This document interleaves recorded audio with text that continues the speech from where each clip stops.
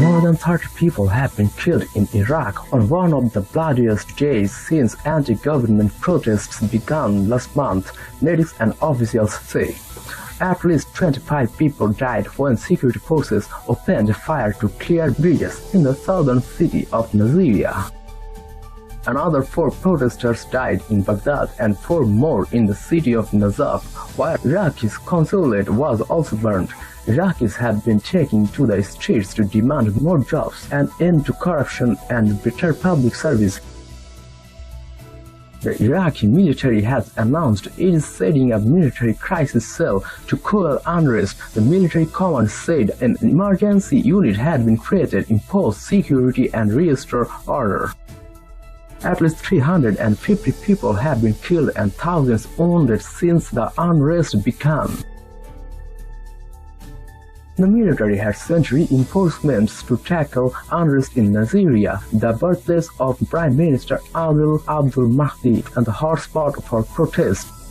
Troops used live ammunition and tear gas to clear sit-ins on 2 bridges, medics and security sources reported, with protesters responding by torching a police station. Amnesty International's Middle East Research Director Lynn Malouf said the scenes more closely resemble a war zone than the city streets and bridges, accusing security forces of appealing violence against allegedly peaceful protesters. Agence France Press, quoting Iraqi state media, said Mr. Abdul Mahdi had now sacked General Jamil Shamari, one of the commanders sent to restore order in Nasiriya.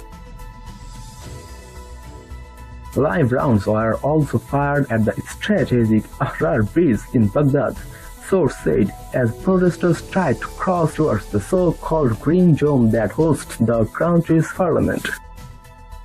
As well as the 4 who died there, more than 20 people are wounded. Clashes broke out between protesters and police in the city on Thursday, leaving 3 demonstrators dead and 18 more wounded, medical sources say. Security forces were cracking down after protesters set fire overnight to the Iranian consulate in the city, the seat of Iraq's Shia religious authority and the location of revered Imam Ali Shirin, where the son-in-law of the Prophet Muhammad is buried. Reports say staff at the consulate managed to flee just before protesters broke in.